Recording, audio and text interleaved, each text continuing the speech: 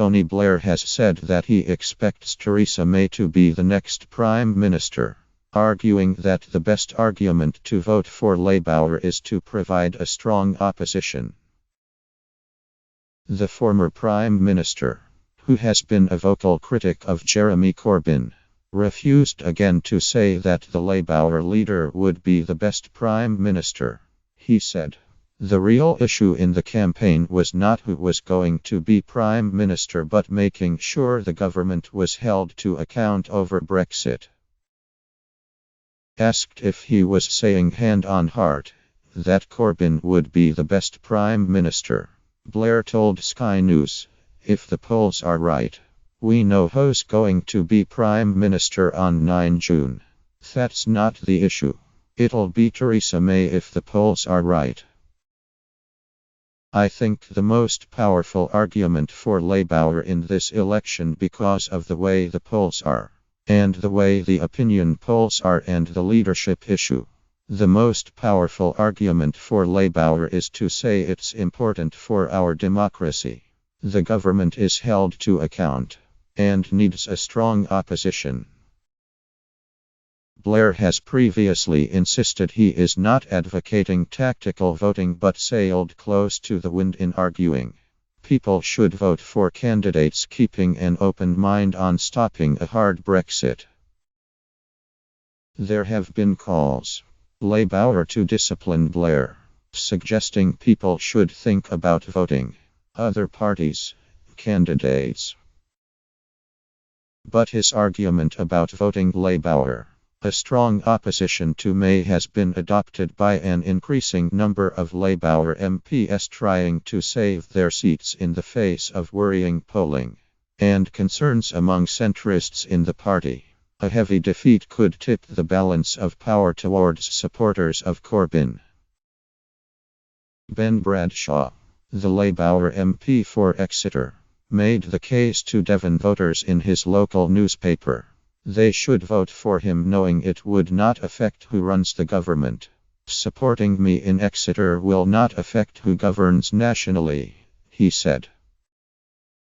Wes Streeting, a Labour MP who has one of the smallest majorities in the country in Ilford North, has stressed he will be an independent-minded MP, in contrast to his Tory opponent who will be a government loyalist who will just parrot Theresa May. Chuka Umunna, Labour MP for Streatham, has also departed from party policy on the in saying he would campaign on a platform of fighting the UKIP to stay in the single market and the customs union. Despite some MPs distancing themselves from Corbyn's leadership during the campaign, an analysis of the makeup of the parliamentary party suggests his left-wing project has a good chance of surviving even if his leadership comes to an end at some point in the next parliament. Calculations by Prof. Tim Bale and David Jeffery from Queen Mary's University of London found the 23 MPs who backed Corbyn in last summer's leadership battle have larger majorities on average than the typical Labour MP. It showed that the average majority of a Corbyn-supporting MP was 12,770, while the average of non-Corbyn-supporting MPs was 10,256. Suggesting that there was more chance of left-wing MPs keeping their seats at the election. Many within Labour have already turned their minds to the makeup of the parliamentary party after the 8 June election, with a battle for seats currently underway. Allies of Corbyn have long been thinking about a potential succession plan to ensure the leadership of the party remains firmly on the left even if their leader decides to step down in future. There will be an attempt to change the leadership contest rules at next September's party conference by lowering the number of supportive MPs and MEPs needed for a candidate to get on the ballot from 15% to 5% of the total. However, the election makes it possible, A left-wing successor to Corbyn may not need to have the threshold lowered to 5%. And Jeffrey worked out that if there was a catastrophic loss of seats for Labour to around 150, candidates for the leadership would only need around 23 supportive MPs.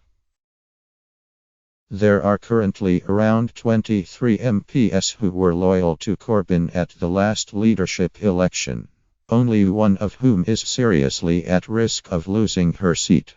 Cat Smith in Lancaster Fleetwood. The academics said a left-wing successor would probably fall just short of the required 15% of MPs as they are currently constituted. But the balance of power could change depending on new MPs entering the House of Commons on 8 June. There are 12 Labour MPs stepping down, and a number of local battles underway for the safest of those seats. Emma Hardy, a Unite member and ex-teacher, is the candidate to succeed Ellen Johnson in Hull West and Hessle, while Ellie Reeves, the wife of Labour Parliamentary Chair John Cryer, is to stand in Lewisham West and Penge. In a blog, Bale and Jeffrey said, "This does indeed mean literally a handful of new MPs could determine who leads the Labour Party after the election, either by lending the left sufficient numbers to nominate one of their own under the existing 15% threshold or, in refusing to do so, by making it essential that Corbyn cling on and the left achieve a reduction in that threshold."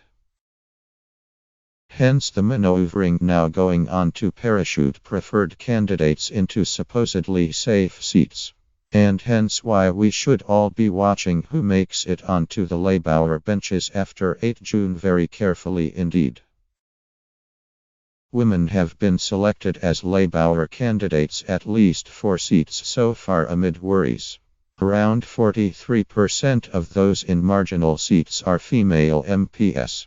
This is around the same proportion of Labour MPs overall, but efforts are underway to ensure the gender balance of the parliamentary party does not go backwards.